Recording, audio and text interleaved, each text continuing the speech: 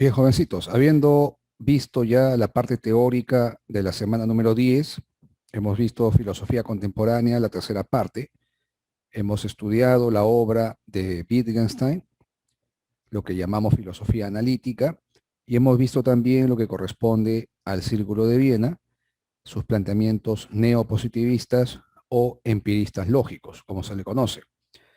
Vamos ahora a trabajar la parte práctica. Vamos a desarrollar preguntas de eco, preguntas tipo examen de admisión. Cabe recordar que este tema ha sido también materia de preguntas en diferentes exámenes de admisión de San Marcos. Ha venido más de una vez. Han preguntado sobre Wittgenstein, sus dos periodos, han preguntado también sobre el neopositivismo o Círculo de Viena. Vamos a la primera pregunta entonces. Bien, esta es la pregunta que vino en San Marcos, año 2020. Entre los diversos enfoques sobre la filosofía de la ciencia que se desarrollan durante el siglo XX, el Círculo de Viena, que tenía como objetivos el análisis riguroso del lenguaje y la crítica de la metafísica, había sido integrado por Maurice Schlick, Rudolf Carnap y Otto Neurath, entre otros. El Círculo desarrolló un enfoque conocido. Hemos visto que este grupo de pensadores nos hablaba pues de una concepción científica del mundo, planteaban una unificación de las ciencias, mostraban su rechazo a la metafísica a partir del análisis lógico del lenguaje. Y esta corriente se conoce como positivismo lógico, neopositivismo, empirismo lógico, entre otras denominaciones. Muy bien, la clave sería entonces la B, ¿no? No hay mayor dificultad. Ese es el nombre con el que se le conoce a la corriente, planteada por el Círculo de Viena. 2. En la primera filosofía de Wittgenstein se aceptan como enunciados legítimos a proposiciones que describan hechos y aquellas que se puedan declarar verdaderas o falsas. Entonces se puede concluir que la verdad se define como... A ver, ¿qué podríamos decir con respecto a la verdad? ¿Cuál sería el criterio de verdad que maneja Wittgenstein en este primer periodo? Él nos dice que un enunciado tiene que ser verificable en hechos para que tenga sentido. Es decir, un enunciado que describa un hecho, que haga referencia a un hecho, se pueda verificar por medio de un hecho, entonces ese enunciado tiene sentido. Mientras que un enunciado que no se pueda verificar no va a ser falso, dice él, ¿no? Ese enunciado que es inverificable no es que sea falso, es absurdo, carece de sentido. ¿Qué podríamos afirmar con respecto a la verdad? ¿Cuándo un enunciado será verdadero entonces? Si yo dijera que la temperatura en Lima llega a 20 grados, para que eso sea verdadero, ¿qué tiene que ocurrir? Si dijéramos que un cerebro consta de dos hemisferios, para que sea verdadero, ¿qué tendría que ocurrir? El enunciado tendría que corresponder, tendría que representar a un hecho. Tiene que haber entonces una adecuación, una correspondencia entre el hecho y la proposición que lo representa, ¿no es cierto? Habíamos visto que para este autor la proposición representa un hecho, el nombre representa un objeto. El lenguaje es la totalidad de las proposiciones. El mundo es la totalidad de los hechos. Había, recuerdan, un isomorfismo entre lenguaje y mundo. La forma lógica del lenguaje y la forma lógica del mundo es la misma. Entonces podríamos afirmar que se trata la verdad como una adecuación entre el hecho y la proposición. La proposición describe un hecho, el hecho corresponderá a esa proposición. Entonces se llama teoría de la correspondencia, teoría de la adecuación. Y sería la propuesta de Wittgenstein en su primer periodo.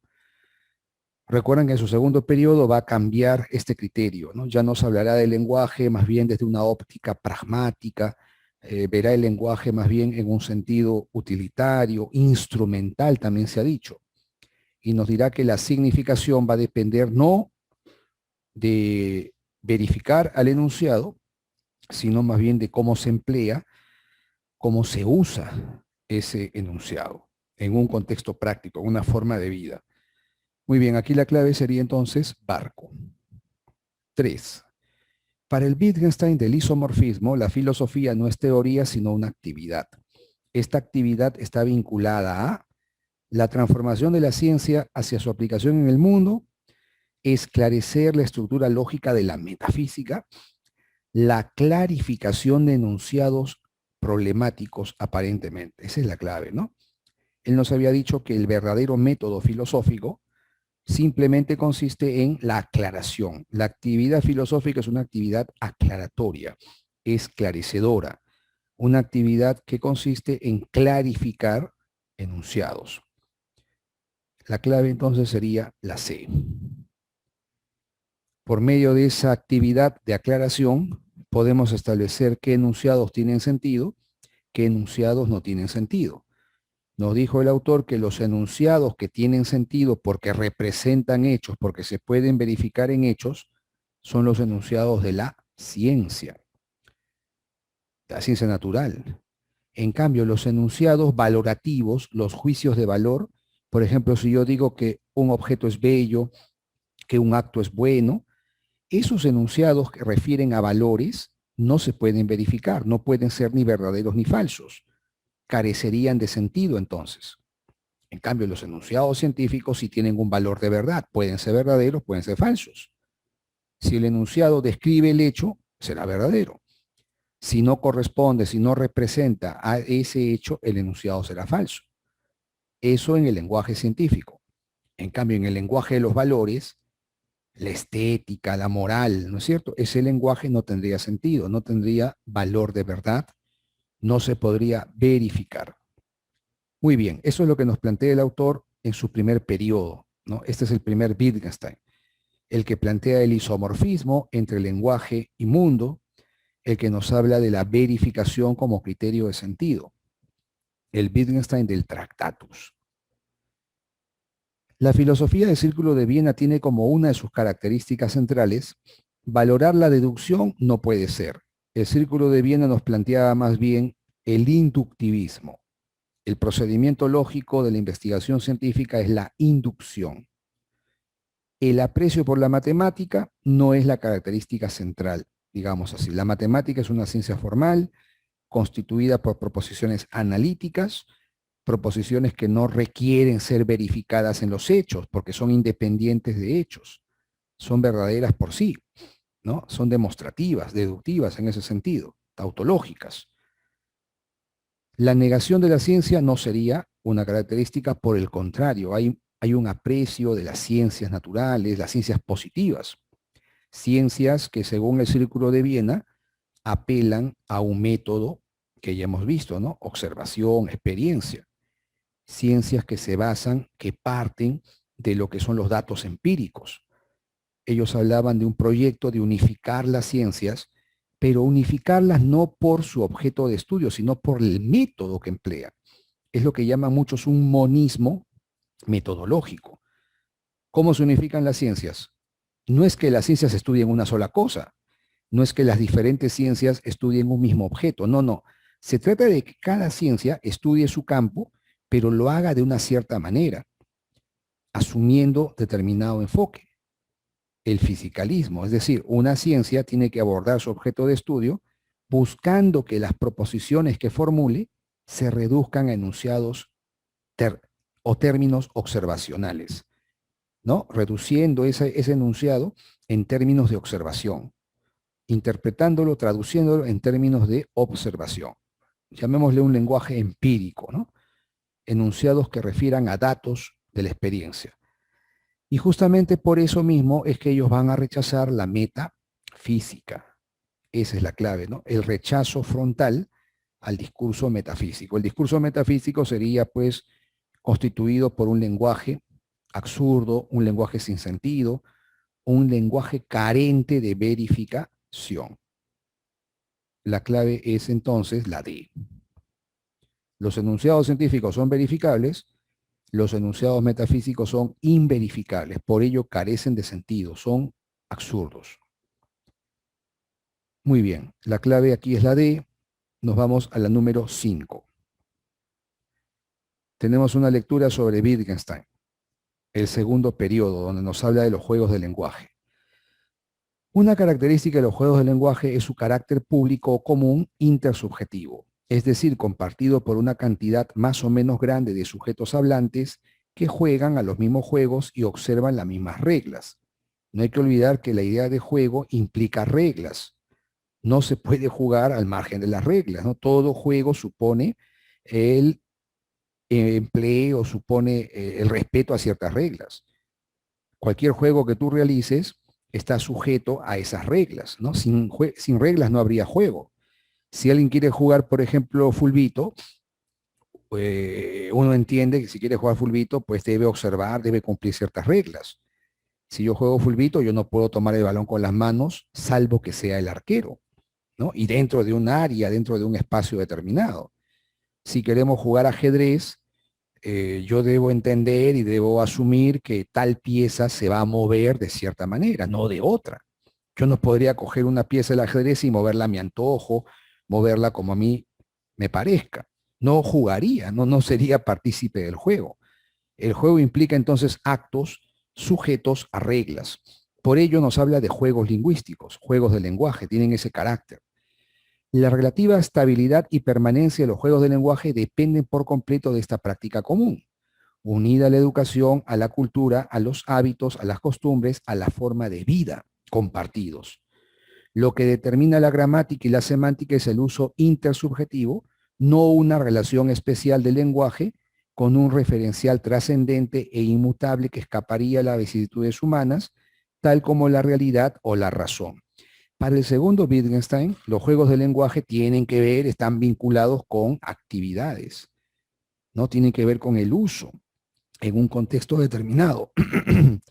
Entonces no tienen una relación con una realidad suprema, una realidad trascendente, no tienen que ver con algo práctico, por eso se habla del giro pragmático. En el segundo periodo se habla pues de Wittgenstein que hace un giro pragmático en su concepción del lenguaje.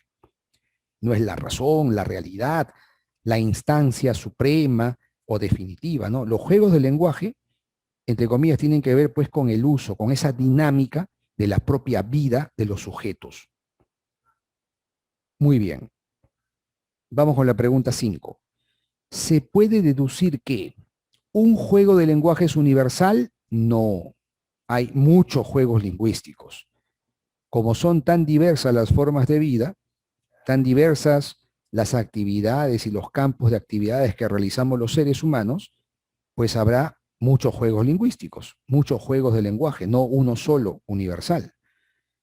¿Existe un juego de lenguaje supremo?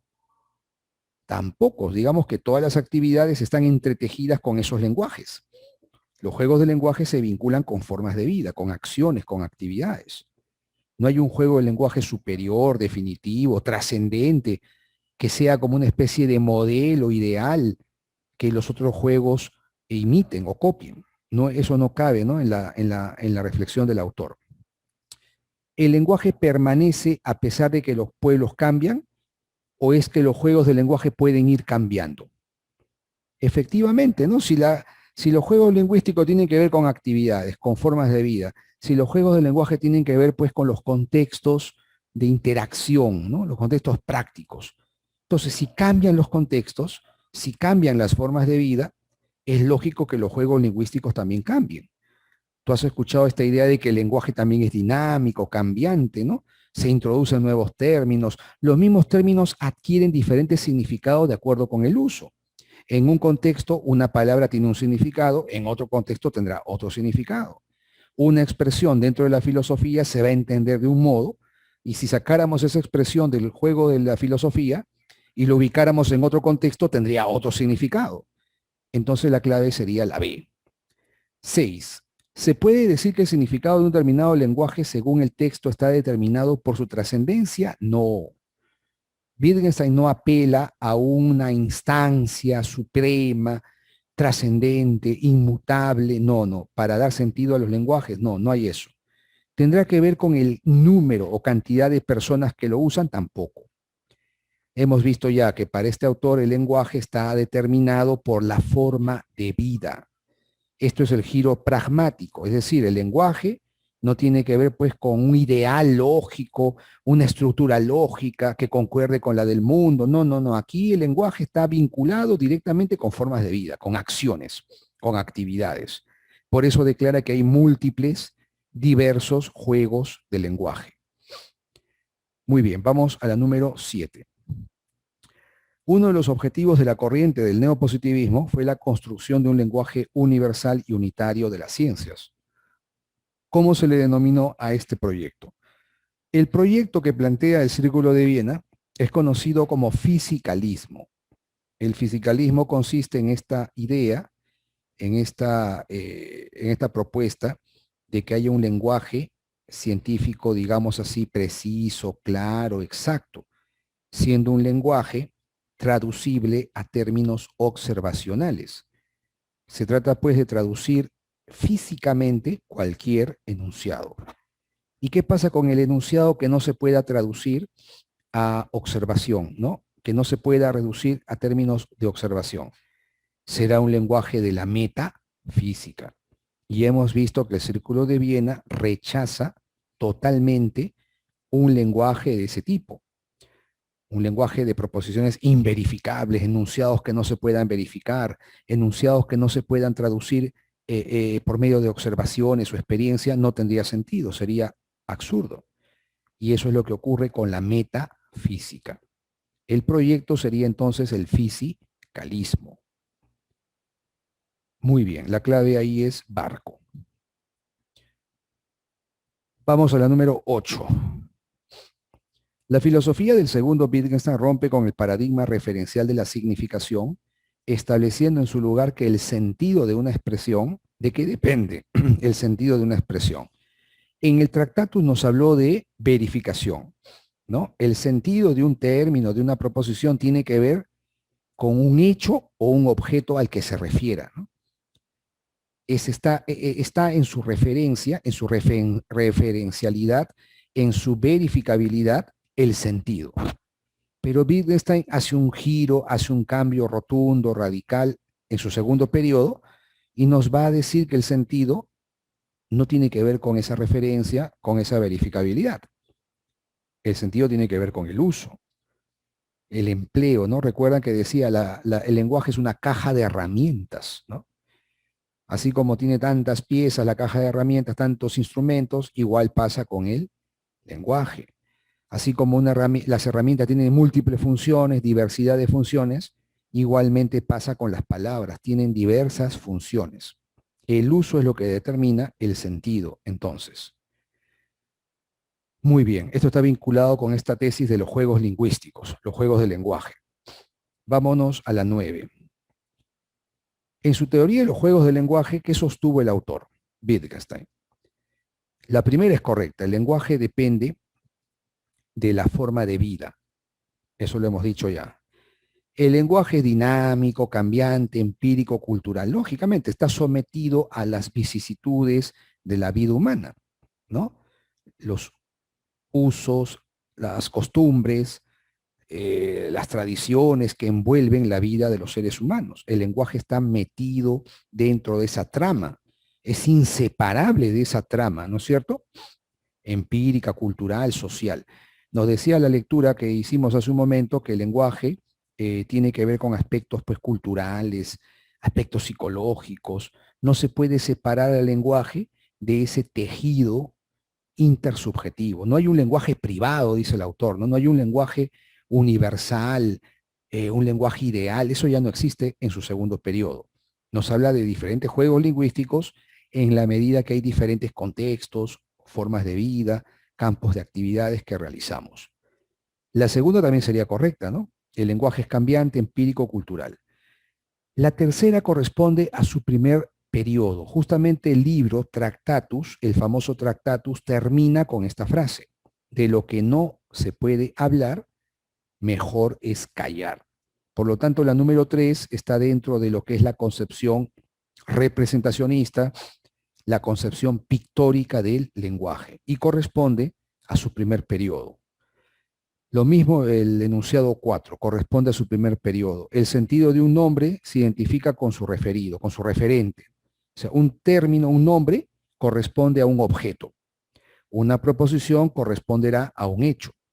Es la idea del isomorfismo, ¿no? Esta igualdad, este compartir una misma estructura lógica, que la estructura o forma lógica del lenguaje es la misma que la del mundo. Eso corresponde al primer Wittgenstein, al primer periodo. Entonces acá me están pidiendo la teoría de los juegos del lenguaje, ese segundo periodo, y lo correcto serían 1 y 2. Agua es la clave. Muy bien, vámonos a la pregunta número 10. Para Wittgenstein hay un campo que excede el discurso lógico y científico. Este campo pertenece a lo indecible. Es correcto, ¿no? Yo puedo hablar, puedo referirme con sentido a los hechos, habíamos dicho, ¿no? Los hechos, los estados de cosas. Entonces yo podría hablar de repente de la lluvia, ¿no? Podría hablar de un cerebro con sentido, porque se puede verificar. Puedo encontrar en el mundo un hecho al que corresponde lo que yo estoy diciendo. Pero hay un campo que, digamos, no está dentro, pues, de lo que uno puede hablar. Es inefable, es indecible, no se puede expresar con el lenguaje. Trasciende, por así decirlo, ¿no? El ámbito del lenguaje. Ya no podría hablar. Y ese campo tiene que ver con los valores. La belleza. ¿Qué podríamos decir de la belleza? Si decimos que un objeto es bello, o de repente el campo de la ética, ¿no? Lo bueno, lo justo. Tal acto es justo. ¿Qué ocurre si yo digo que una acción es justa? Ocurre que no voy a poder verificar la justicia, o sea, yo no puedo captar, yo no puedo verificar en hechos la justicia. Una cosa es el acto que yo puedo captar, pero su justicia yo no la podría captar. Lo mismo, yo podría captar un cuadro, ¿no es cierto? Imagínate un lienzo, una tela, puedo captar los colores que hay, las formas que hay trazadas en él, pero yo no puedo captar su belleza. Por lo tanto, al no poder verificarlo, ese campo está fuera de lo que yo puedo expresar. Sería el campo de lo místico, dice él, ¿no? Lo indecible, lo inefable, lo inexpresable. El campo de los valores estéticos o morales.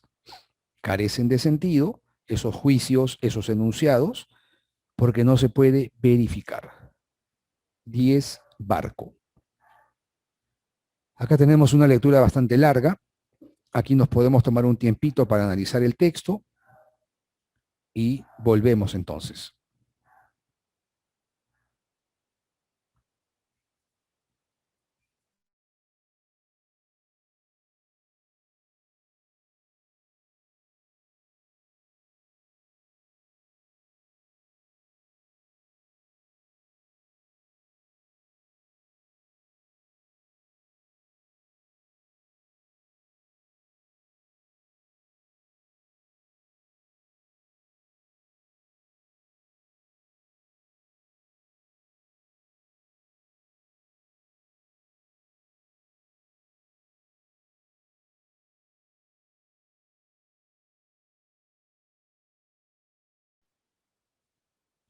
Muy bien, vamos a proceder entonces a la lectura de este fragmento, más o menos largo, de Carnap. Ya hemos visto que Carnap es uno de los miembros más connotados del Círculo de Viena. Sabemos que sus planteamientos son neopositivistas. ¿Qué nos dice la lectura? La concepción científica del mundo no se caracteriza tanto por sus tesis propias, como más bien por la dirección de la investigación. Como objetivo se propone la ciencia unificada. Ya hemos explicado en la parte teórica en qué consiste este proyecto de unificación de las ciencias. El esfuerzo es aunar y armonizar los logros de los investigadores individuales en los distintos ámbitos de la ciencia. De esa aspiración se sigue el énfasis en el trabajo colectivo. De allí también la acentuación de lo aprehensible intersubjetivamente. Todos entendemos que la investigación científica no es una empresa individual, es decir, en una investigación sobre algún tema, algún problema de carácter científico, no participa pues un solo individuo. Entendemos que hay diferentes equipos, grupos, hay diferentes personalidades investigando una misma problemática. y por lo tanto esa investigación tiene un carácter colectivo y los logros de la investigación también lo tendrán. Hay esta intersubjetividad, este marco común, digamos, en la investigación científica. De allí surge la búsqueda de un sistema de fórmulas neutral, de un simbolismo liberado de la escoria de los lenguajes históricamente dados. De allí también la búsqueda de un sistema total de conceptos. Efectivamente, el uso de fórmulas, de lenguajes matemáticos dentro de la ciencia, lo que persigue es pues la claridad, la precisión, la exactitud, aspectos que no garantiza el lenguaje ordinario, es decir, el lenguaje natural, estos lenguajes históricamente dados. Los lenguajes históricamente dados, los lenguajes cotidianos, ordinarios, son lenguajes pues que tienen ambigüedad, que tienen imprecisiones. Y en la ciencia se trata de evitar todo ello. Se persigue la limpieza, la claridad, rechazando las distancias oscuras y las profundidades inescrutables. En la ciencia no hay profundidades, hay superficie en todas partes. Todo lo experimentable forma una red complicada, no siempre aprehensible en su totalidad, sino que a menudo solo comprensible por partes. Entendemos también que la investigación científica tiene un carácter selectivo, particular. Una ciencia no puede investigar pues la totalidad de la realidad, sino que estudia partes de la misma. Y ahora es en la armonización, en la conjunción de esas partes, en las que se puede hablar pues de un proyecto de unificación de las ciencias.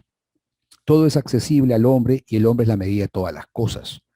Aquí se muestra afinidad con los sofistas, no con los platónicos. Todos recuerdan que esta frase del hombre como medida de todas las cosas pertenece a un sofista, recuerdan, a Protágoras. Aquí el autor muestra la afinidad, la compatibilidad entre sus tesis y la de los sofistas. Protágoras, que decía el hombre es la medida de todas las cosas. Todo es accesible para el hombre, todo estaría en función del hombre. Por ello es que la ciencia no se lanza a investigar, pues, oscuridades, misterios, enigmas. Eso no existe para la ciencia. Para la ciencia, dice bien claro, todo es superficie, ¿no? Hay superficie en todas partes, no hay profundidades. No hay profundidades insondables, misterios, enigmas que no podamos resolver. Todo lo que está dentro de la ciencia de algún modo va a poder resolverse. Bien, aquí se muestra afinidad con los sofistas, no con los platónicos. Recuerdan que Platón pues hablaba de un mundo ideal, un mundo trascendente, un mundo metafísico, un mundo de ideas, ¿no? Una especie de arquetipos o paradigmas a los que solo accedemos de manera intelectual, siendo el mundo real, el mundo sensible, pues una copia, una apariencia nada más. Con los epicúreos, no con los pitagóricos, con todos aquellos que aceptan el ser terrenal y el aquí y el ahora. Para la concepción científica del mundo no hay enigmas insolubles, efectivamente, eso se desprende. Eso estaría dentro de lo que llamamos metafísica. La metafísica y sus misterios, sus enigmas, sus profundidades insondables. Para lo que es la concepción científica no existe ello. La clarificación de los problemas filosóficos tradicionales nos conduce en parte a desenmascararlos como pseudo problemas y en parte a transformarlos en problemas empíricos y de allí a someterlos al juicio de la ciencia de la experiencia. Correcto. Si se trata de clarificar los problemas mediante el análisis lógico, podemos llegar a dos conclusiones, podemos arribar a dos resultados. Que algunos de estos problemas tradicionales de la filosofía, en el fondo no son problemas, no tienen ninguna solución. Son pseudo problemas, carecen de sentido, no apuntan a nada. Pero hay otros problemas que sí pueden ser sometidos al escrutinio de la ciencia empírica. Es decir, son problemas que pueden ser abordados y resueltos a partir de la experiencia, de los hechos mismos, de lo dado, de lo positivo. Recuerdan el fisicalismo, se trataba pues de reducir el lenguaje, cualquier lenguaje, en términos de observación, traducir enunciados en lo que vienen a ser términos observacionales, un lenguaje físico. En esa clarificación de problemas y enunciados consiste la tarea del trabajo filosófico y no en el planteamiento de enunciados filosóficos propios. Ojo, la filosofía no estudia de manera autónoma los hechos, la realidad, no, de ellos se encargan las ciencias. La tarea de la filosofía es la clarificación lógica del lenguaje científico. La filosofía tendría un papel de auxiliar de las ciencias. Carnap, el Círculo de Viena, hablaba de una concepción científica de la filosofía. Una filosofía científica es la que se dedica tan solo al análisis, a la aclaración de los problemas y enunciados y determinar pues si algunos de ellos tienen sentido, se incorporan a la ciencia y los que no tienen sentido, pseudo problemas, quedan dentro de la metafísica. Y recordarán que el Círculo de Viena muestra un rechazo total, un rechazo frontal hacia la metafísica. Bien, vamos a las preguntas entonces. Tenemos la pregunta 11. Dice, uno de los propósitos que persigue la concepción científica del mundo es, uno de los propósitos que persigue la concepción científica del mundo. ¿Sigue el modelo platónico de la investigación? No. Hemos leído que para este autor, ellos no tienen pues una afinidad con el modelo platónico, sino más bien con el modelo epicúreo, nos dijo, con el de los sofistas también, ¿no? Cuando Protágoras hablaba del hombre como medida de todas las cosas. Entonces, todo se da a partir de lo que el hombre puede conocer. La concepción científica no se entrega a la investigación de misterios, de enigmas, de profundidades insondables, sino de lo que el hombre puede conocer realmente. El aquí y ahora, los hechos mismos, los dados de la experiencia. Ya hemos visto que el objetivo es alcanzar claridad en el lenguaje científico, ¿no es cierto? Dotar a la ciencia de un lenguaje preciso, un lenguaje exacto, un lenguaje claro. Conocer hasta lo más oscuro de la realidad no tiene nada que ver, es lo contrario más bien, la metafísica es la que hace eso, sería más bien una concepción metafísica del mundo. Elaborar enunciados filosóficos evidentes tampoco, porque dijo bien claro el autor que la filosofía, la concepción científica del mundo, la filosofía científica, lo que hace es aclarar el lenguaje de la ciencia. No tiene que elaborar enunciados propios. La filosofía no es una actividad de investigación de hechos, de eso se ocupa la ciencia. La filosofía está simplemente entregada al análisis lógico del lenguaje científico. La clave tiene que ser la B entonces. Pregunta 12. La labor de la filosofía para la concepción científica es, en la parte final de la lectura veíamos que el autor hablaba de esta empresa de la concepción científica del mundo. ¿Cuál era esa empresa? El hecho de separar, ¿no es cierto?, problemas auténticos, o sea, problemas que pueden ser tratados, abordados y resueltos dentro de un ámbito empírico, ¿no? En base a datos observacionales, lo que él llama ciencias de la experiencia, y lo otro serían falsos problemas, pseudo problemas, problemas que no tienen ninguna solución, misterios, enigmas que no se pueden resolver, y eso correspondería al plano metafísico. Entonces la clave tiene que ser la A, ¿no es cierto? Es lo que corresponde a la filosofía según el Círculo de Viena, el neopositivismo representado por Carnap, el autor del texto. Muy bien, acá tenemos otra lectura. Dice, la base teórica del neopositivismo lógico la constituyen fundamentalmente las siguientes tesis. Negación de la metafísica, lo hemos visto. Fisicalismo y unidad de las ciencias, también hemos trabajado ese punto. La verificación, la verificabilidad empírica. Pero más que de una teoría, se trataba de un programa a realizar. Efectivamente, lo que el Círculo de Viena plantea es un proyecto, un programa, ¿no? Tiene un carácter prospectivo. ¿Cómo tiene que ser una filosofía auténticamente científica? ¿Qué tarea le compete a dicha filosofía, a esa concepción científica del mundo? De los tres rasgos señalados, con toda probabilidad, ha sido el primero, el enérgico rechazo de toda metafísica, el que ha terminado por considerarse como el rasgo externo. Miren aquí, el rasgo externo más característico del filósofo neopositivista. Claro, de esas tres tesis, el rasgo más distintivo, ¿no?, el elemento que se puede distinguir con mayor claridad y asociar con el neopositivismo, es el rechazo a la metafísica, esa negación del discurso metafísico. Y no ya solo por razones polémicas, oponerse a toda metafísica equivale a oponerse a una parte muy grande de la filosofía precedente, sino también metodológicas historiográficas. El neopositivismo cree que descartar el discurso metafísico es la única forma de cortar el nudo gordiano de las polémicas filosóficas tradicionales, que en contra de lo que piensan sus defensores, con su venerable antigüedad, han demostrado ser tan inútiles como irresolubles. Claro, entendemos que para el Círculo de Viena, al plantear que la filosofía tiene como propósito el análisis, la aclaración del lenguaje, si sometemos al análisis lógico una serie de polémicas, de disputas, de problemas, resultan que no son realmente problemas, son pseudo problemas.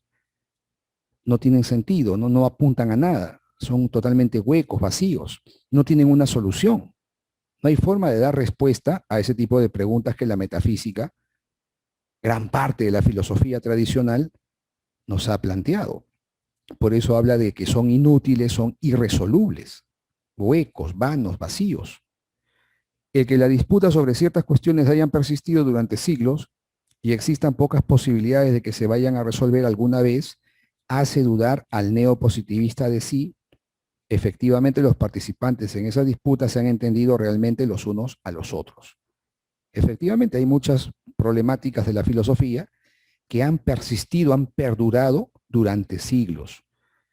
Hay quienes piensan que la problemática de Platón y Aristóteles se alarga, se prolonga a lo largo de toda la filosofía, ¿no? En la historia.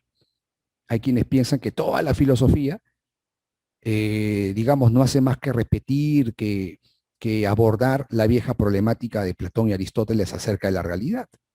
Entonces, imagínense, se trata de problemas de larga data, problemas que han perdurado durante siglos. Y la pregunta es ¿por qué? Porque son problemas absurdos, pues son problemas que no tienen solución. Las polémicas que se pueden desatar, las disputas que se pueden desatar, son totalmente absurdas, inútiles, porque no van a llevar a ninguna respuesta. Son disputas en las que los que participan no se entienden, ¿no? Manejan diferentes contextos, diferentes conceptos, diferentes esquemas teóricos, por ello no son realmente problemas. Estos problemas metafísicos, estos problemas de la filosofía tradicional, se pueden disolver mediante el análisis lógico del lenguaje. Por lo tanto, según el autor, es el rechazo de toda metafísica el rasgo más característico, distintivo del Círculo de Viena. El rasgo externo, dice, no más característico. Si se puede hablar del Círculo de Viena neopositivismo, se hablaría pues de ese rechazo frontal, rotundo, enérgico, como dice la lectura, hacia el discurso metafísico. Muy bien, pasemos a las preguntas. Número 13. De acuerdo con el texto, un rasgo externo que caracteriza la filosofía neopositivista se expresa en crítica de la tabula rasa, no. El Círculo de Viena asume al empirismo, al positivismo. El Círculo de Viena plantea la tesis de la tabula rasa. En la investigación científica, el científico, el investigador, tiene la mente en blanco, vacía. Eso le permite, le garantiza una observación objetiva, neutral, imparcial de los hechos. Entonces ellos sí asumen este planteamiento de la tabula rasa, un planteamiento empirista, positivista. Bien, el cuestionamiento de la metafísica, o antes, la propuesta de verificación sí lo plantea, es uno de los puntos, una de las tesis importantes. El fisicalismo y la unificación de las ciencias también es un planteamiento, una tesis. Pero recuerdan que para este autor, un rasgo externo más característico, el más distintivo, era el rechazo de toda metafísica, ¿no? Ese es el rasgo externo más característico, dice el autor. La clave tiene que ser la C. Finalmente, pregunta 14, los neopositivistas consideran en la metafísica un saber, ¿de qué tipo? A ver, ¿qué tipo de saber sería? ¿Exacto y preciso? No. Lo que ellos pretenden es un lenguaje exacto y preciso en el ámbito de las ciencias. La metafísica no es un saber claro, exacto y preciso. Por el contrario, nos han hablado pues de que hay, recuerdan a Carnap, ¿no? Profundidades, enigmas, misterios. La metafísica plantea problemas que no tienen una respuesta, una solución, pseudo problemas. Nos ha dicho que es un saber absoluto y eterno, tampoco. Probable y relativo, tampoco. En realidad, el conocimiento metafísico se caracteriza pues por ser un conocimiento absurdo. Por lo tanto, discutir esos problemas, debatir acerca de esos problemas resulta inútil, resulta absurdo, problemático. No da lugar a ninguna respuesta, a ninguna solución. Muy bien, la clave sería entonces en la 14, la B. Con eso estaríamos culminando, chicos, esta parte práctica. Hemos resuelto preguntas acerca de Wittgenstein en sus dos etapas. Recuerdan que se habla de un primer Wittgenstein, una concepción representacionista, pictórica del lenguaje, un segundo Wittgenstein que hace un giro pragmático, ve al lenguaje como una caja de herramientas, enfoca el lenguaje como de manera instrumental, ¿no es cierto? Esta idea de los juegos del lenguaje, esta tesis de que el uso es lo que determina el significado de un término, de un enunciado, una expresión, y hemos visto por último las tesis más importantes del Círculo de Viena, este rechazo a la metafísica, esta propuesta de la verificabilidad empírica, y la unificación de las ciencias, el fisicalismo. Tesis muy importantes del neopositivismo. Con eso estaríamos dando término a esta práctica. Nos veríamos en una próxima edición. Muchas gracias por su atención. Cuídense mucho.